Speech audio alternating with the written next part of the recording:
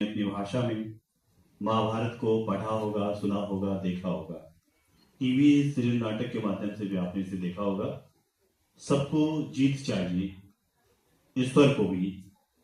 जहां द्वापर में ईश्वर को तो वहीं आधुनिक युग में प्रत्येक मनुष्य को जीत का मतलब सत्ता, स्वार्थ प्राप्ति, चाहे वह अपनों के लाभ से ये मतलब गुजर कर ही क्यों ना हो। वहीं जिसे सत्य का नाम दे दिया गया है, जैसे महाभारत में पांडवों ने प्राप्त किया था। विश्व के मानचित्र पर आज भारत है, महाभारत नहीं, परंतु वह है भी बदले हुए स्वरूप में। महाभारत कालीन अंधापन आज हर व्यक्ति के भीतर उतर आया है, मुझ में, आप में और हम सब में।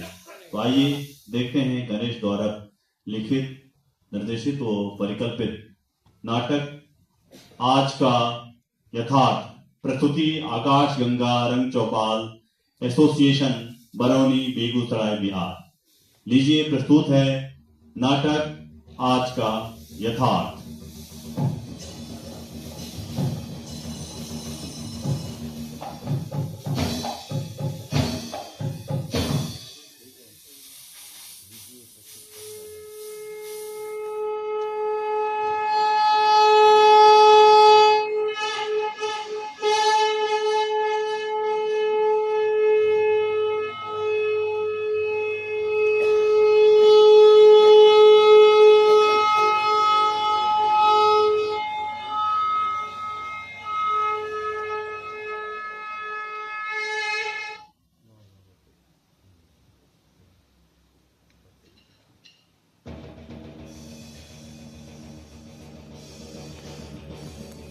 मैं समय हूं।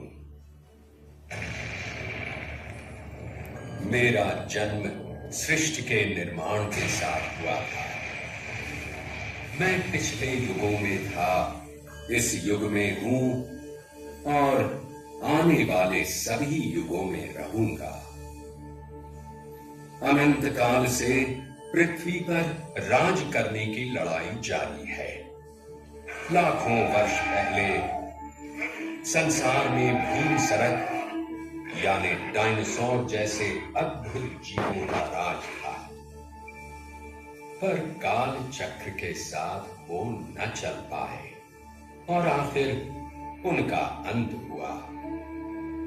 फिर धीरे धीरे ईश्वर के पुत्र मानव ने धरती को अपने वश में किया और शुरू हुई मुकाबले की एक ऐसी आंधी जिसने सभ्यताओं का उदय और अंत देखा। रोम की शान तो कहीं यूनान की विशाल शक्ति। कभी मुगल सल्तनत बुलंदियों तक पहुंची तो कभी ब्रिटिश साम्राज्य ने अपने ही सूरज को अपनी ही आंखों के सामने डूबते देखा। और मैं इन सारी घटनाओं का साक्षी रहा, क्योंकि मैं समय हूं। पर समय पक्षपात नहीं करता। इन सभी सभ्यताओं, राजवंशों और साम्राज्यों ने जीतना तो सीख लिया, लेकिन उस जीत को कायम रखने के लिए वो मेरे साथ बदले नहीं। और जो समय के साथ बदलते नहीं, समय उन्हें बदल देता है। और आज एक बार फिर समय बदल रहा है। ये बताने से पहले कि आने वाला कल कितना सुनहरा होगा, मैं आपसे 3 जरूरी प्रश्न पूछना चाहता हूं। 1, क्या आप इस करवट लेते युग के साथ खुद को बदलने की हिम्मत रखते हैं? 2, क्या आप हमेशा शिखर पर रहना चाहते हैं? और 3, क्या आप समय के साथ बदलने को तैयार हैं? अगर आपका उत्तर है हां, जान लीजिए कि कल की सफलता, आज की जीत और आने वाले कल की कामयाबी के पीछे बस एक ही रणनीति है, और वो है परिवर्तन। परिवर्तन पहले सोच में, फिर अमल में।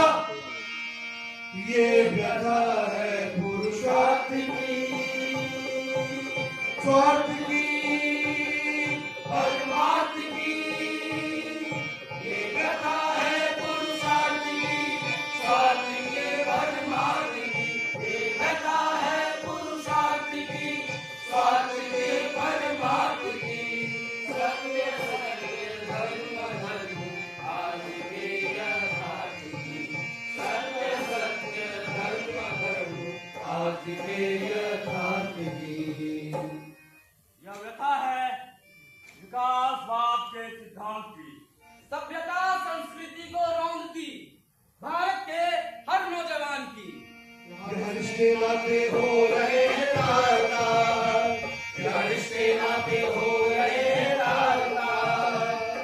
हर क्षण इज्जत चौराहे पर हो रहा है शर्मसार, हर क्षण इज्जत चौराहे पर हो रहा है शर्मसार। आई अक्षर प्रेम की हत्या हो रही विश्वास पर। जंगलों में फेंकते तन के टुकड़े टुकड़े काट कर। जंगलों में फेंकते तन के टुकड़े टुकड़े काट कर। जंगलों में फेंकते तन के टुकड़े टुकड़े काट कर। जंगलों में फेंकते तन के टुकड़े टुकड़े काट कर। आदमी ब्रह्मांड में उतरा के कर्म कर। आदमी ब्रह्मांड में उतरा के कर्म कर। कोख में ही अजन्म मरते है प्रश्न चिन्ह भविष्य पर। कोख में ही अजन्म मरते है प्रश्न चिन्ह भविष्य पर। कोख में ही अजन्म मरते है प्रश्न चिन्ह भविष्य पर।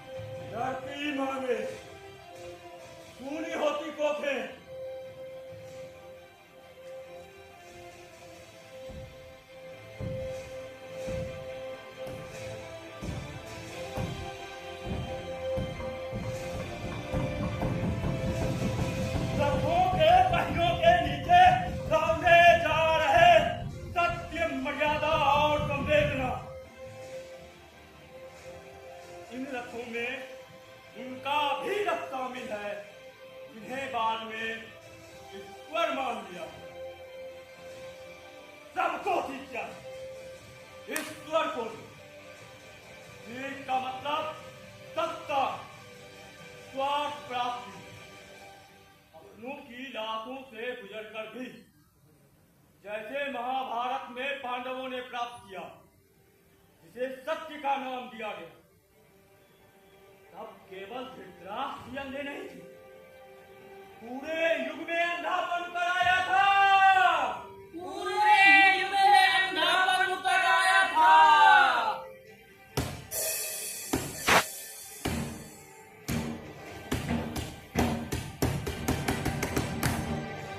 मैं हूँ वर्तमान भारत का। आज समय बदल गया है। विश्व के मानचित्र पर महाभारत नहीं है, भारत है। लेकिन वो है अपने बदले हुए रूप में। सबके तथाकथित ईश्वर अब अपनी प्रेमिका के साथ मूर्तियों में तब्दील हो गए हैं। बेजान से प्रेम का प्रतीक बने।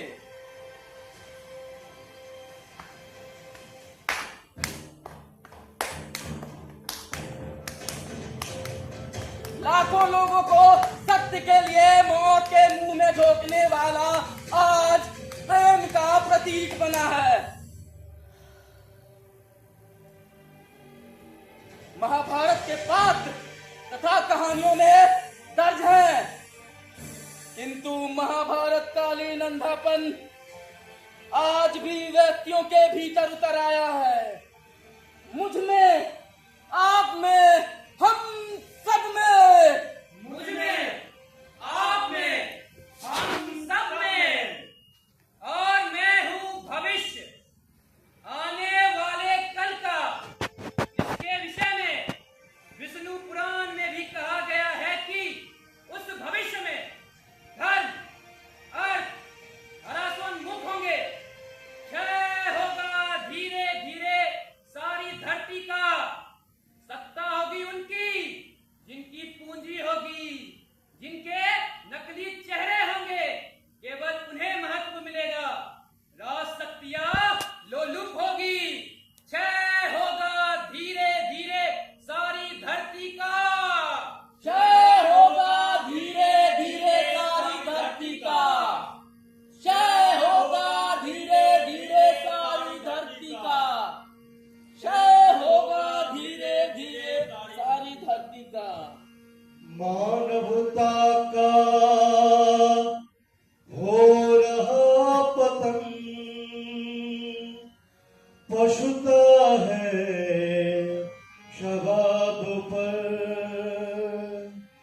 आज भी द्रौपदी लगाई जा रही है दांव पर। आज भी द्रौपदी लगाई जा रही है दांव पर। आज भी द्रौपदी लगाई जा रही है दांव पर।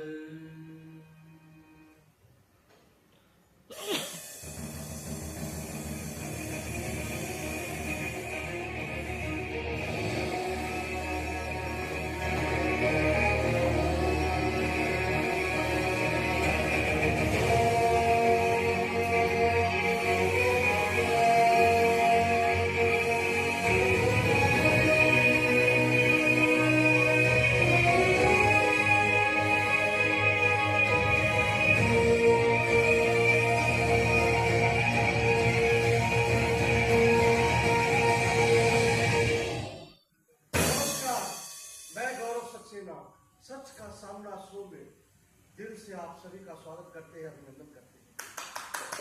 आप देख रहे हैं हमारा पॉपुलर रियलिटी शो सच का सामना, दुनिया का सबसे आसान और मुश्किल भरा खेल, जहां केवल सच और सच ही बोला जाता है। हमारे साथ बनी हुई है साक्षी कात्याल जी, जो बहुत ही साहस, दिलेरी और बहादुरी से खेलते हुए अभी तक 25 लाख रुपए जीत चुकी है।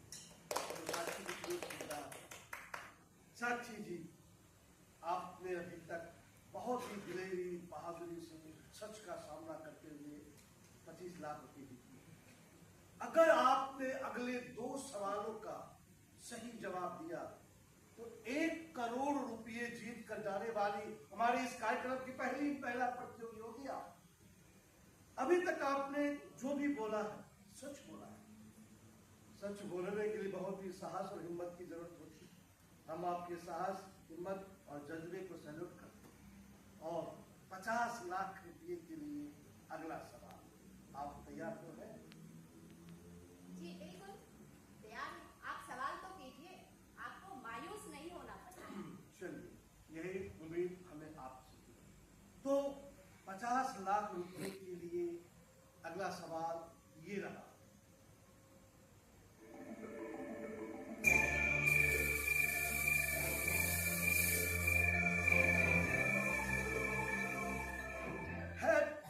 Have you even spent the night with another man after marriage?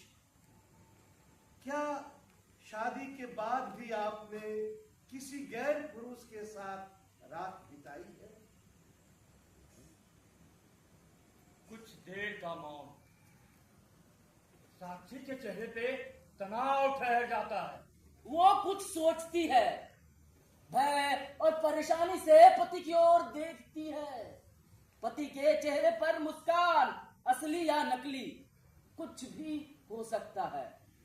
पति के मुस्कान ने साक्षी का हौसला बढ़ाया और उसने पूरे कॉन्फिडेंस के साथ जवाब दिया। जी हाँ। मतलब आपका जवाब है हाँ। यानी कि शादी के बाद भी आपने किसी गैर पुरुष के साथ रात बिताई। चलिए देखते हैं पॉलीग्राफ जी क्या बोलते हैं। हाँ तो पॉलीग्राफ जी, साक्षी जी का जवाब सच है या झूठ? या जवाब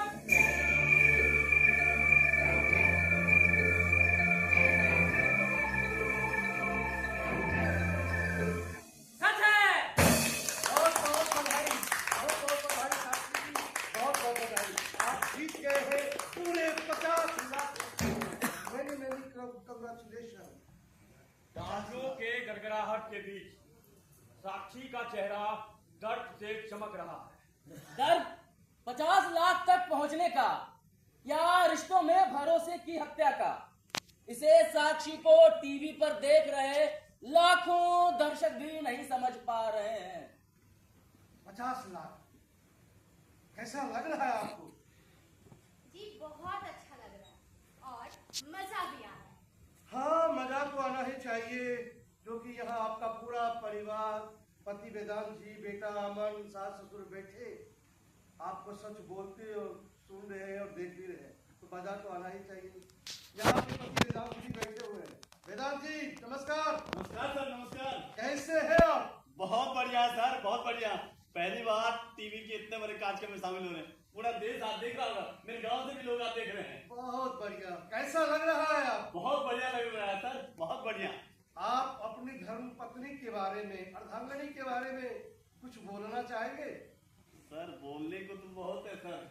हम दोनों का तो जिंदगी कुछ घटना से शुरू हुआ था सर, कॉलेज से। कॉलेज लाइफ से हम लोग एक साथ। अच्छा, हाँ, फिर तो सर अंदर क्लास, बाहर हम दोनों।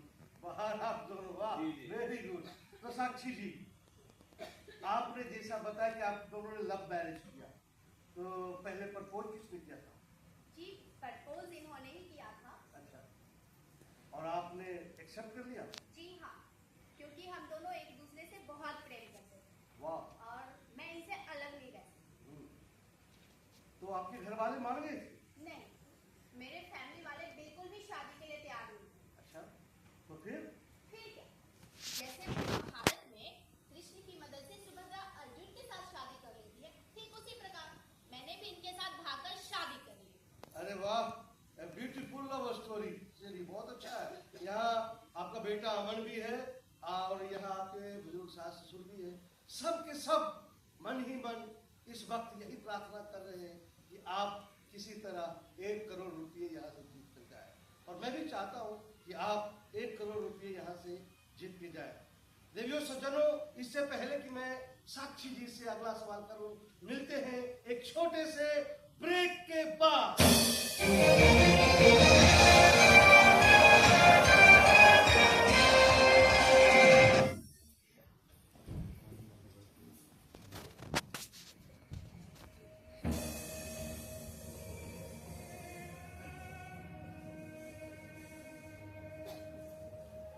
अमेरिका, चाइना, रूस, यूक्रेन, फिलिस्तीन, इजराइल, नोटबंदी, जीएसटी, कोरोना का कहर, मंदी की मार, हर तरफ भूख, गरीबी, बेरोजगारी, आत्महत्या करते किसान, नौकरी की तलाश में डर डर ठोके खाता नौजवान। तू अतीत और वर्तमान में दोनों है सूत्रधार। अब आगे की कथा सुनो जी, हम हैं बेरोजगार, हम हैं बेरोजगार, हम हैं बेरोजगार, हम हैं बेरोजगार। हम मंदी की महामारी के शिकार हो गए। वाह वाह वाह वाह, मजा वाह। हम मंदी की महामारी के शिकार हो गए। ओहो। नौकरी चली गई और हम बेरोजगार हो गए। क्या क्या वाह वाह वाह वाह, मजा हो गया। और कुछ बाकी है? हाँ, हम बेरोजगार क्यों हैं? क्योंकि सरकार के पास हम जैसों के लिए कोई नौकरी नहीं है। तो आखिर कब तक हम लोग ऐसे ही बेरोजगार रहेंगे? कब तक दर दर की ठोकरें खाते रहेंगे? जब तक कि हमें कोई रोजगार न मिल जाए। अरे यार, तू हर चीज का मजाक क्यों बनाता है? वक्त कुछ यूं नाराज है हमसे कि हम रोते हैं, लोग हंसते हैं। वक्त कुछ यूं नाराज है हमसे कि हम रोते हैं, लोग हंसते हैं। हमें पढ़ा लिखा अनपढ़ बोलकर, हमारे बेरोजगार होने की फब्तियां कसते हैं। बहुत खूब भाई, बहुत खूब, सच्ची बात बोली है। लेकिन एक बात मेरी समझ में नहीं आ रही। क्या? इस मंदी के दौर में हर चीज इतनी महंगी क्यों होती जा रही है? बेटा, इस सवाल से अर्थशास्त्रियों को जूझने दे। तू अपनी सोच देश की उठती गिरती अर्थव्यवस्था के बारे में नहीं। क्या सोचूं मैं अपने बारे में? पिछले साल भर से बेरोजगार बैठा हूं, नौकरी चली गई है, ऊपर से महंगाई की मार।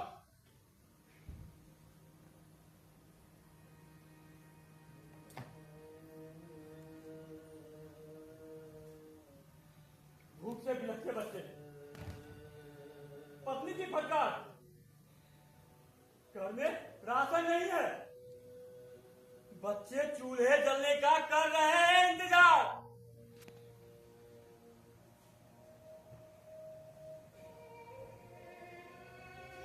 माँ बाप भी अब सोच समझकर धिक्कारते हैं। क्या करूं मैं? प्रभाकर, यार संभाल अपने आप को। नहीं संभाल सकता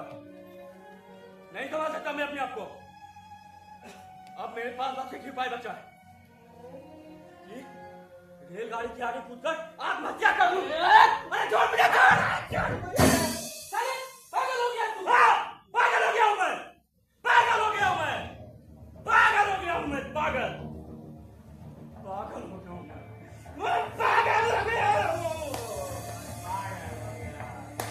अरे दास! मिल गया, मिल गया, मिल गया, अरे मिल गया, मिल गया, मिल गया, अरे मिल गया, मिल गया, मिल गया, मिल गया, मिल गया, मिल गया। क्या? आइडिया, किस चीज का? नौकरी पाने का। वो बेइज्जत है। मेरे पागल होने से तुझे नौकरी पाने का आइडिया मिल गया, वो भी बैठे बैठे बिना मेहनत किए। कमाल है भाई। अबे भूचू, समय बदल गया है। अच्छा, तो अब मेहनत करने से कुछ नहीं मिलता है।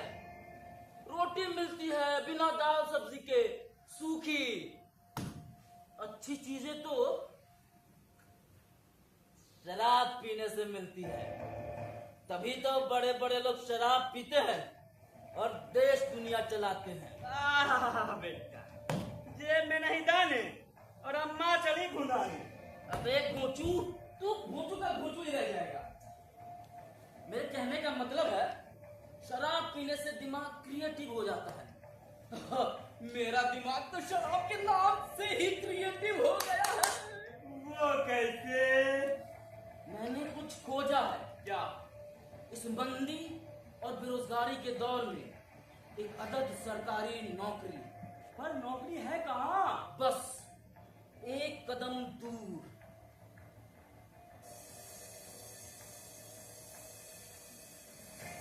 मुझे कुछ दिखाई नहीं दे रहा। दरअसल नौकरी नैतिकता के गहरे धुंध में छिपी है, उसे किसी तरीके से हटाना है बस। रोशनी करके? नहीं, अंधेरा अंधेरा बढ़ाकर। मेरे साले, तूने धुंध कुछ ज्यादा ही बढ़ा दी है। साफ साफ शब्दों में बताएगा कि नौकरी कैसे मिलेगी? तुमने अपनी आत्महत्या की बात की थी। हाँ की थी। ट्रेन के आगे कूद कर। हाँ भाई हाँ, रेलगाड़ी के आगे कूदकर आत्महत्या की बात की थी मैंने। तो उसी से आइडिया मिला है। साफ साफ शब्दों में बताएगा कि नौकरी कैसे मिलेगी। आखिर बेरोजगारी के चूल्हे पे बस ख्याली पुलाव पकाएगा। हाँ बोल, बैठने को बोल रहा है, कुछ गड़बड़ है क्या?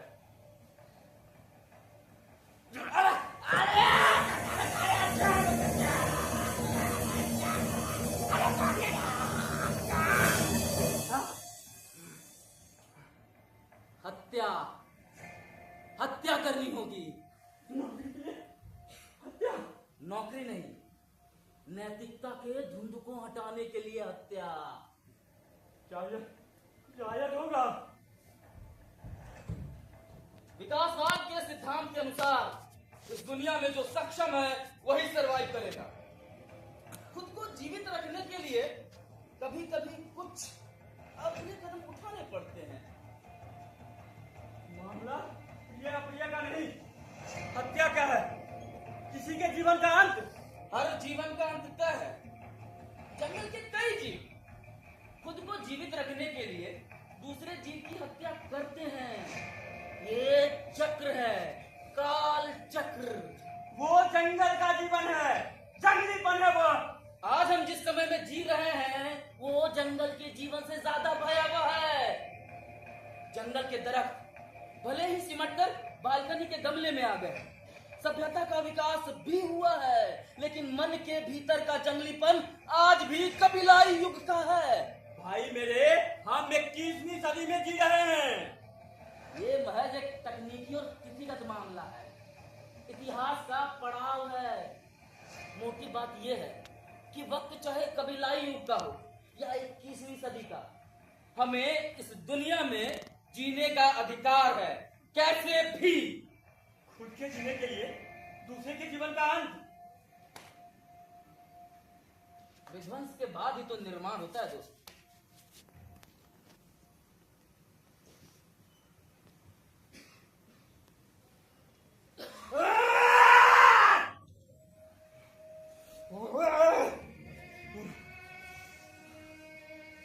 बोल बोल, किसी क्या करनी है? जल्दी बोल, किसी क्या करनी है? हत्या नहीं, हत्याएं। हम दोनों अपने अपने आदरणीय पूजनीय पिताओं की हत्या करेंगे और उसे दुर्घटना का रूप दे देंगे। अबे साले, तू पागल हो गया क्या? पिता की हत्या, जन्मदाता का खून। श्री कृष्ण ने गीता में कहा है,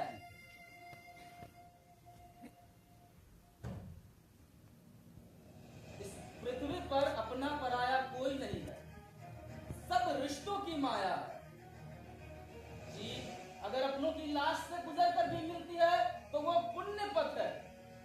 यही महाभारत का सच था, यही आज के भारत का सच है। हमारी जीत हमारी नौकरी है, समझे बस। यही इस दौर का सच है। हमें जीना है अपने लिए, कैसे भी। हमें जीना है अपने लिए, कैसे भी। हमें जीना है अपने लिए, कैसे भी। हाँ,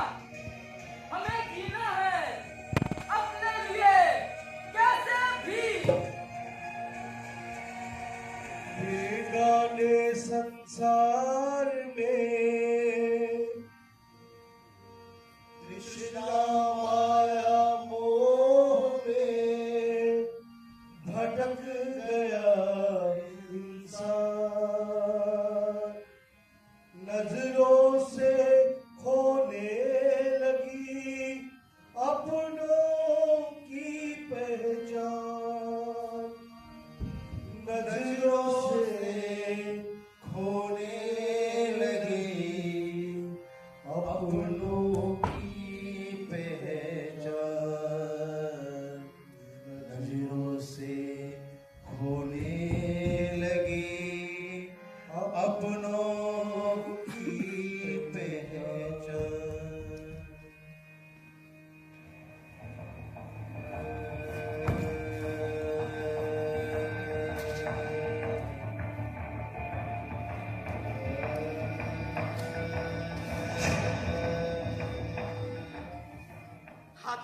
आत्महत्या, खुदकुशी।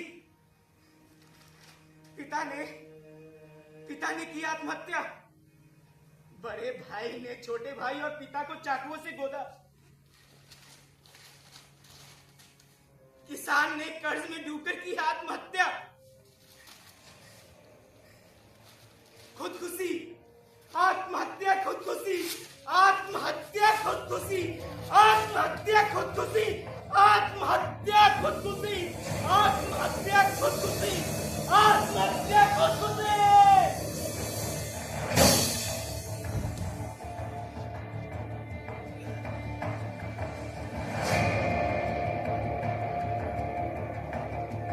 आत्महत्या, खुदकुशी क्या खुदगर्जी का नया नाम नहीं है? खुद को खत्म करने का एक स्वार्थ बड़ा फैसला, मुक्ति के मार्ग का एक भ्रम से भरा रास्ता।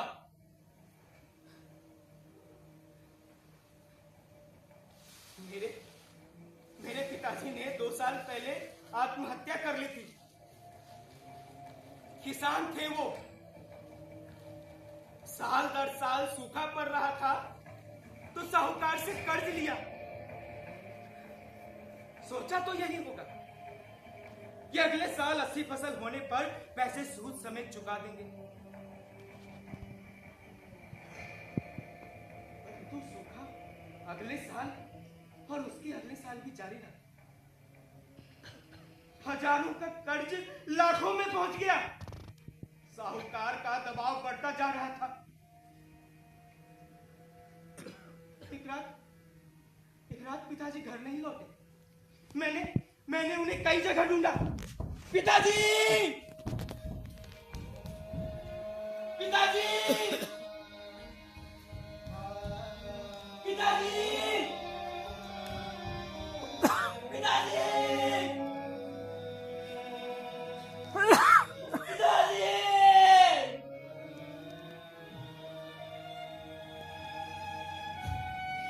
पिताजी, परंतु वो नहीं मिले। अगली सुबह खेत में उनकी लाश मिली, उसी खेत में जिसकी छाती फाड़ कर वो फसल उगाया करते थे।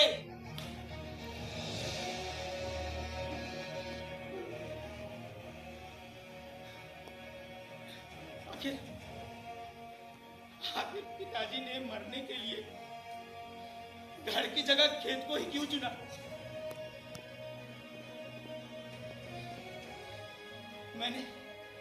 मैंने उसी खेत को बेचकर सारे कर्ज को चुकाया।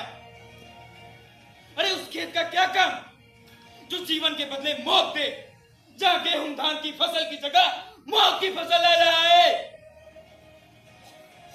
भूखा जर्जर तक घायल जिनका मन होता,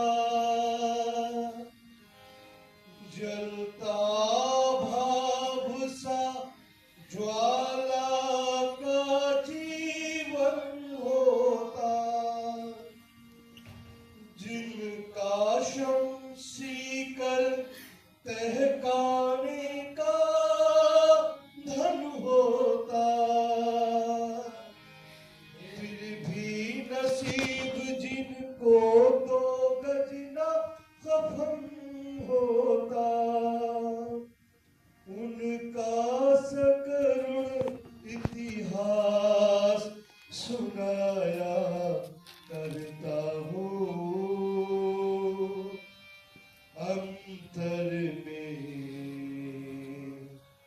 चिर विद्रोह जगाया करता हूँ, अंतर में चिर विद्रोह जगाया करता हूँ। मैं कभी भोगाऊं के अनगिनत किसानों का गाया करता हूँ गीत खेत खलिहानों का। मैं कभी भोगाऊं के अनगिनत किसानों का गाया करता हूँ गीत खेत खलिहानों का।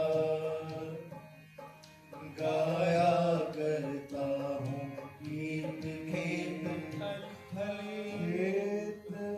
खलिहानों का। आज गांव के अधिकतर युवा गांव में खेती कर किसान बनकर आत्महत्या जैसे आत्मघाती रास्ते पर न चलकर शहर जाकर मजदूर बनना स्वीकारा है। अब मैं भी शहर जाऊंगा और मजदूरी करूंगा। मैं भी अब शहर जाऊंगा। कहीं नहीं जाएगा, कहीं नहीं जाएगा तू इस घर का इकलौता चिराग। माम तो उजड़ी चुकी है और गुजरते नहीं सह पाऊंगी मैं, नहीं सह पाऊंगी। मत रो मां, मत रो। इस गांव में मौत है और मैं अपनी बारी आने के पहले मरना नहीं चाहता। पिताजी की तरह कायर नहीं हूं मैं। अरे मरने से पहले भी कईयों को मार कर मरूंगा। और मैं जीवन की तलाश में शहर जाना चाहता हूं मां। मुझे आशीर्वाद दो मां। सहारा नहीं मैं, खुद से हारा हूँ माँ। एक दिन चमकूंगा लेकिन तेरा सितारा हूँ माँ। मायरे मायरे तेरे बिना मैं तो अधूरा रहा। मायरे मायरे मुझसे ही रूठी मेरी परछाई। ओ मेरी परछाई तेरा ख्याल।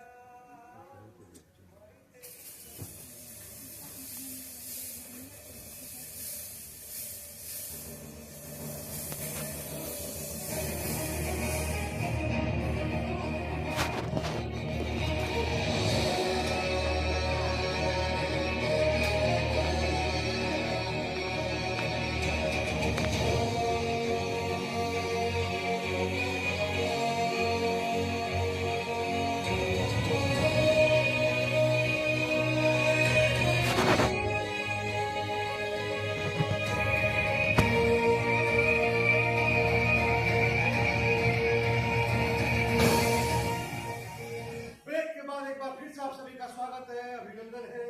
आप देख रहे हैं हमारा रियलिटी शो सच का सामना, जहां सिर्फ और सिर्फ सच का सामना किया जाता है। हमारे साथ बनी हुई है साक्षी कात्याल जी, जो बहुत ही सूझबूझ समझदारी से खेलते हुए अभी तक 50 लाख रुपए जीत चुकी है।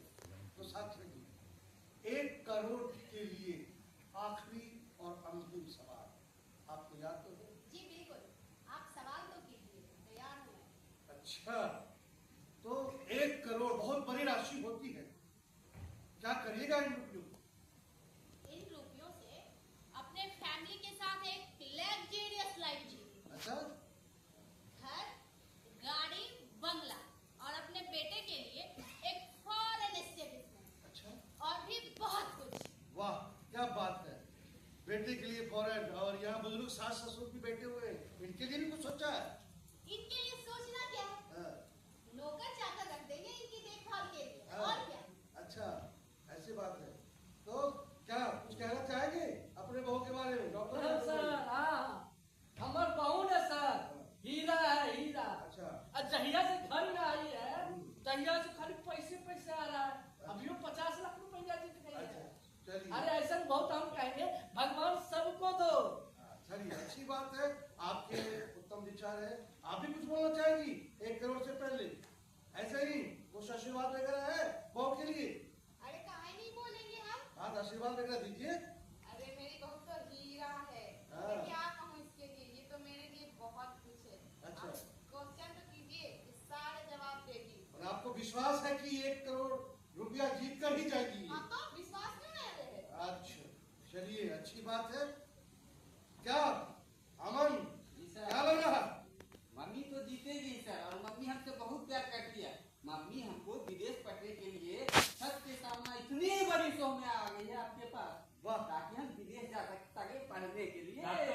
डॉक्टर वाह साक्षी जी, मतलब आपका पूरा परिवार सच बोलते सुनते हुए भी आपके सपोर्ट में है। इन लोगों के अमृत वचनों को सुनकर तो आपका कॉन्फिडेंस लेवल और बढ़ गया होगा। चलिए आखिरी और अंतिम सवाल 1 करोड़ के लिए, ठीक है? तो ये रहा आपका आज का आखिरी सवाल 1 करोड़ के लिए। This is the son Aman who is sitting in front of you, really from your husband Vedantji, or the result of a physical relationship with a lover? ये जो सामने आपका बेटा अमन बैठा हुआ है, वो क्या सचमुच आपके पति वेदांत जी से है या किसी प्रेमी के साथ जिस्मानी रिश्तों का नतीजा? ये कैसे भी हो सकता है? अरे सवाल पूछ रहे हैं, क्या बेइज्जत कर रहे हैं किसी को? सवाल आपसे नहीं, साक्षी जी से पूछा जा रहा है। हाँ तो साक्षी मेरी बहू है और मेरी पत्नी भी होगी, आपकी बहू भी होगी और आपकी पत्नी भी होगी, लेकिन इस वक्त हमारे शो की प्रतिभागी है। हमने इनको नहीं बुलाया है। अभी तो आप लोग बड़ी बड़ी बातें बोल रहे थे, मेरी बहू ये, मेरी पत्नी ये, मेरी बहू। सच बोलने के लिए जितनी साहस और हिम्मत की जरूरत होती है, सच सुनने के लिए उतनी ही साहस और हिम्मत की जरूरत होती है। अगर आप में सच सुनने की साहस है, हिम्मत है, तो बैठिए, वरना आप जा सकते। साक्षी जी, आप नहीं, आप अब गेम क्वाइट नहीं कर सकते। आपको इस सवाल का जवाब देना ही होगा। ये जो बेटा अमन आपके सामने बैठा हुआ, क्या वो आपके पति वेदांत जी से ही है या किसी प्रेमी के साथ जिस्मानी रिश्तों का संबंध? सोचिए। बिजली के 440 वोल्ट का झटका लगा साक्षी। अप्रत्याशित प्रश्न, लेकिन इसे अप्रत्याशित भी नहीं कहा जा सकता। पति वेदांत समेत तमाम रिश्तेदारों का चेहरा हुआ। बेटा अमन इतना समझदार है कि वो जिस्मानी रिश्तों का अर्थ समझ सके। इस सवाल का जवाब सिर्फ और सिर्फ उसी के वजूद से जुड़ा है जो अब उसके जीवन में जलजला ला सकता है। सोचिए, खूब सोचिए साक्षी जी। सवाल 1 करोड़ का है। इतने रुपये तो आपने कभी देखे भी नहीं होंगे। बेशक इस सवाल का जवाब रिश्तों का समीकरण गड़बड़ा सकता है। कुछ लोग आपकी आलोचना भी करेंगे, लेकिन लोगों का क्या है? उनका काम है आलोचना करना। सोचिए, अभी तक आपने बड़ी ही सूझबूझ के साथ जवाब दिया। 1 सही जवाब और 1 करोड़। आगे की लाइन चकमक चकमक, और 1 गलत जवाब। फिर से वही मिडिल क्लास का दलदल, फिर से पुरानी मरी हुई पुरानी जिंदगी के जिंदगी। 1 करोड़। आराम से सोचिए और जवाब दीजिए। पैसे चाहिए, समय बदल गया है। आज के समय में पैसा ही सब कुछ है। पैसा है तो इज्जत, प्रतिष्ठा, मान सम्मान सब कुछ है, और पैसा नहीं तो ना इज्जत, ना प्रतिष्ठा, केवल टेंशन ही टेंशन। सोचिए, पैसों से लाइफ बदल जाएगा, जीने का तरीका बदल जाएगा। शहर, बंगला, गाड़ी, बेटों के लिए फॉरेन एस्टेब्लिश। सोचिए सर, सवाल 1 करोड़ का। ऐसा चांस बार बार नहीं मिलता है। अवसर आपके आगे बाहें फैलाए खड़ा है, बस आपको उठकर उसे गले लगाना। चलिए इससे पहले कि साक्षी जी उठकर अफसर को गले लगाए, मिलते हैं एक स्मॉल छोटे से ब्रेक के बाद।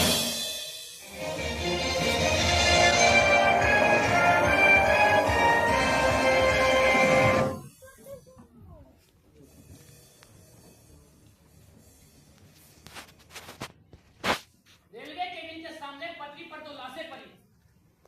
रात का वक्त, सुनसान इलाका। ये लाशें प्रभाकर और परवीन के पिताओं की है। दरअसल अनुकंपा पर नौकरी पाने के लिए यह आवश्यक था कि उनके पिता ड्यूटी के दौरान मारे जाए। वहां से आने के पूर्व वो दोनों अपने पिता की लाश को देखते हैं। स्वार्थ के लहू में लथपथ रिश्तों की लाश।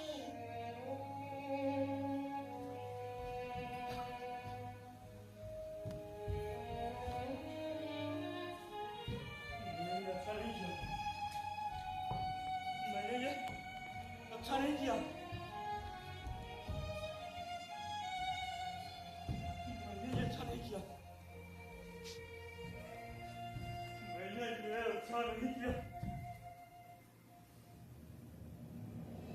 ये अच्छा नहीं किया प्रवीण। नौकरी के लिए पिता की हत्या। किसी की हत्या करने वाले हम कौन होते हैं? इस सृष्टि में ईश्वर की मर्जी के बगैर एक पत्ता भी नहीं हिलता। यहाँ जो कुछ भी घटित हुआ है वो ऊपर वाले की मर्जी से हुआ है। हम सब माध्यम भर हैं। तेरे चक्कर में मैं नहीं मारा जाऊंगा। हमें मरना नहीं, मारना है, जीतना है। महाभारत जीतने के लिए लाखों लोग मारे गए।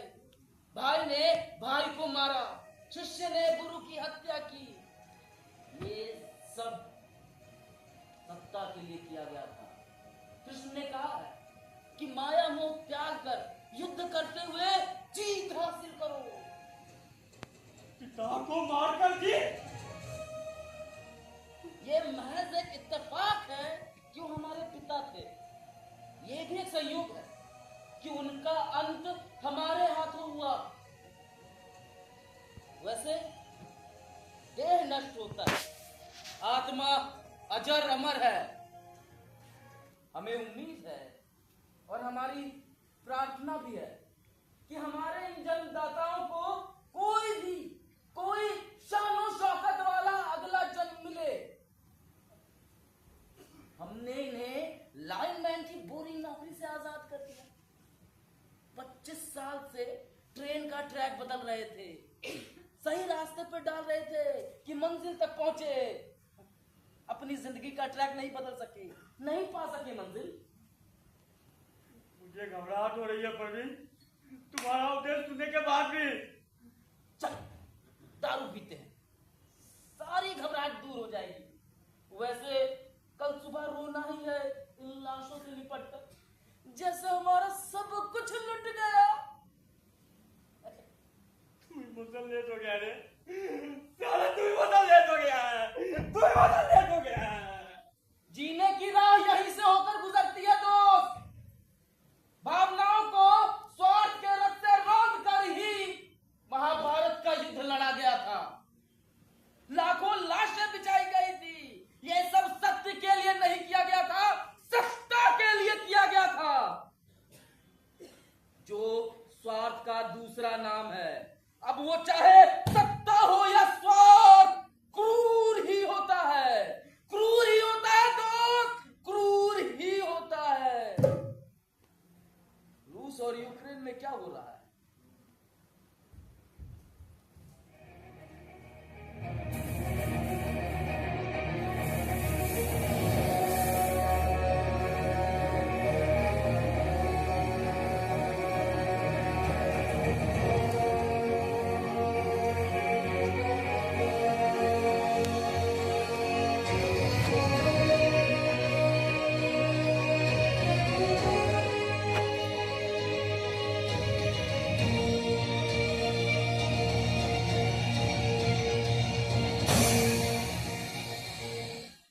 ब्रेक के बाद एक बार फिर से स्वागत है। साक्षी जी, सवाल 1 करोड़ का और उसका जवाब चाहिए। सोचिए, आराम आप सोचिए, आपके परिवार वाले तो आपके साथ थे, लेकिन कुछ सवालों में जकड़ से गए। माता जी जी सर जी। कहिए, बहुत 50 लाख रुपए जीत चुकी हैं और एक सही जवाब देगी तो 1 करोड़ जीत लेगी। क्या कैसा लग रहा है? बहुत बढ़िया लग रहा है सर जी। मेरी बहू तो हीरा है, हीरा। मुझे पूरा भरोसा है अपनी बहू पे। अच्छा, इतना सब कुछ सुनने के बाद भी ए सर जी, हाँ? इस हमाम में सभी नंगे हैं, नंगे। कोई दूध का दूल्हा नहीं है यहाँ पे। अरे आप चुप रहिए, मुझे मौका मिला है बोलने का। हाँ हाँ, बोलिए बोलिए बोलिए। ये भसिया गए, बूढ़ा हो गए, थोड़े से भसिया गए। अच्छा, आप बोलिए। अरे इतना हिम्मत कौन लाता है? मेरी बहू सच बोल रही है, सच, वो भी सबके सामने, सीना तान कर। किसी में हिम्मत है इतनी कि सामने आकर सच का सामना करे? मेरी बहू में पूरा दम है और मुझे पूरा भरोसा है कि मेरी बहू यहाँ से 1 करोड़ रुपए जीत कर ही जाएगी। बैठो। बैठती हूँ मैं। ठीक है, लड़िए मत आपस में। चलिए, आपका भरोसे को आपकी बहू कितना सही साबित करती है, आप साक्षी जी पर निर्भर करता है। साक्षी जी बहुत ज्यादा समय ले रही हैं। सच में ऐसा ही है। सच तो सच ही होता है, चाहे कितना भी कड़वा क्यों ना हो। मैं सवाल फिर से दोहराता हूँ एक बार, ये जो अमन सामने बैठा हुआ है आपका बेटा, क्या वो आपके पति से है या किसी? हाँ, मेरे पति से ही है। तो मैंने कब कहा कि आपके पति से नहीं है? होंगे, बैठ जाइए आराम से। पानी चाहिए तो बोलिए। अब अमन आपके पति वेदांत जी से है या नहीं, इसका जवाब तो पॉलीग्राफ चाहिए। बस हाँ तो पॉलीग्राफ जी, साक्षी जी का जवाब झूठ है, सच है या गलत? या जवाब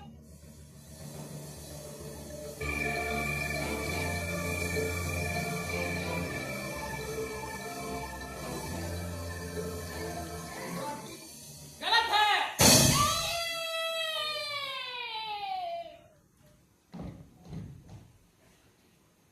साक्षी ने अपना माथा पीट लिया। वहाँ मौजूद सभी रिश्तेदारों में सबसे बुरी स्थिति अमन की थी। उसके वजूद पर सवालिया निशान लग गया था। माँ ने झूठ कहा। सच तो यह है कि मैं एक नाजायज औलाद हूँ। माँ के विवाह उत्तर जिस्मानी रिश्तों का नतीजा।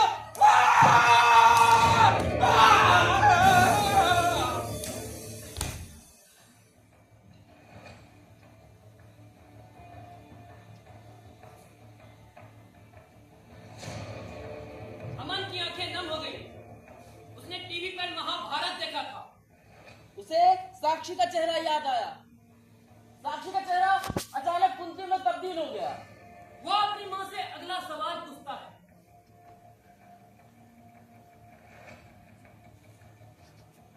हाँ तो मम्मी जी, सॉरी, मैं साक्षी का प्यार से बस मेरा एक और सवाल का आप जवाब दे दीजिए। बदले में मैं आपको 2 करोड़ रुपया दूंगा, 2 करोड़ दूंगा। बस इतना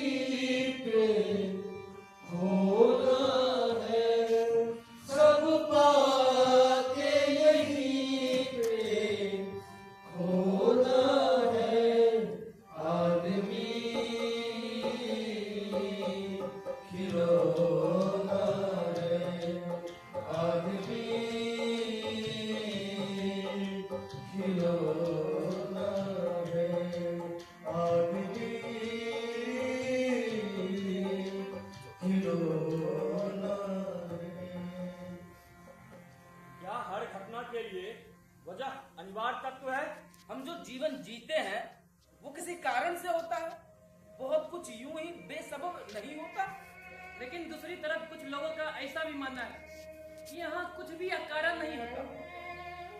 रियलिटी शो में जाने से पहले साक्षी और वेदांत के बीच एक सहमति बनी थी कि वह 1 करोड़ रुपये हासिल करने के लिए केवल सच ही बोलेगी, चाहे वह सच वेदांत के लिए कितना ही कष्टप्रद क्यों ना हो, वह बुरा नहीं मानेगा।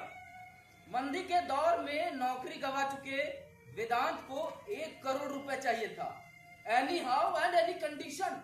तय हुआ था वेदांत साक्षी के देश संबंधों के सच को भी सहन कर जाएगा। साक्षी को तब यह नहीं मालूम था कि वह पति के योजना का माध्यम बनने जा रही है, शोषण का एक नया तरीका।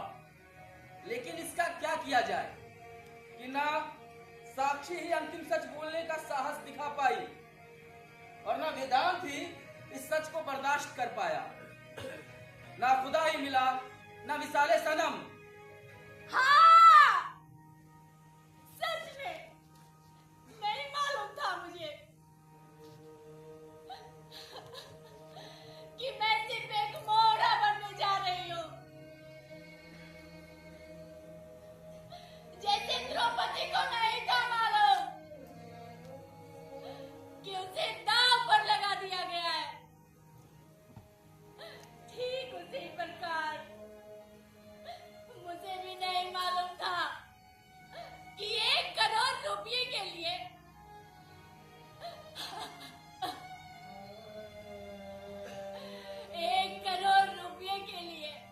अपने पति की योजना का एक मोहरा बनने जा रही हूँ।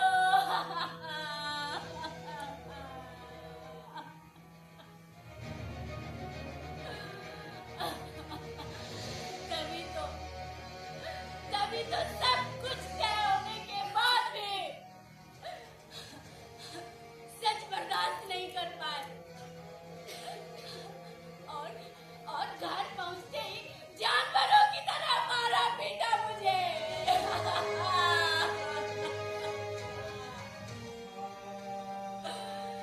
मेरे बाल पकड़कर घसीटते रहे।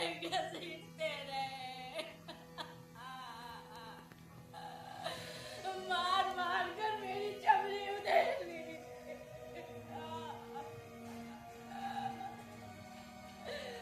इतना ही नहीं, ये क्या किया? निर्ममतापूर्वक गला दबाकर मेरी हत्या कर दी।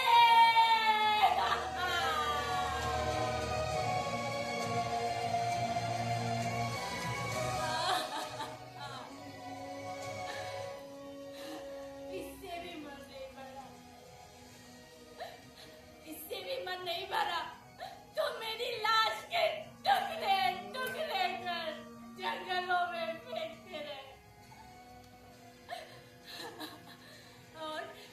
और आज भी फेंकते आ रहे, आज भी फेंकते आ रहे।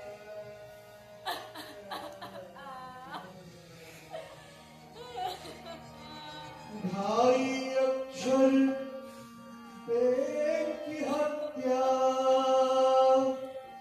हो रही विश्वास पर, जंगलों में फेंकते तन के टुकड़े टुकड़े काट कर, जंगलों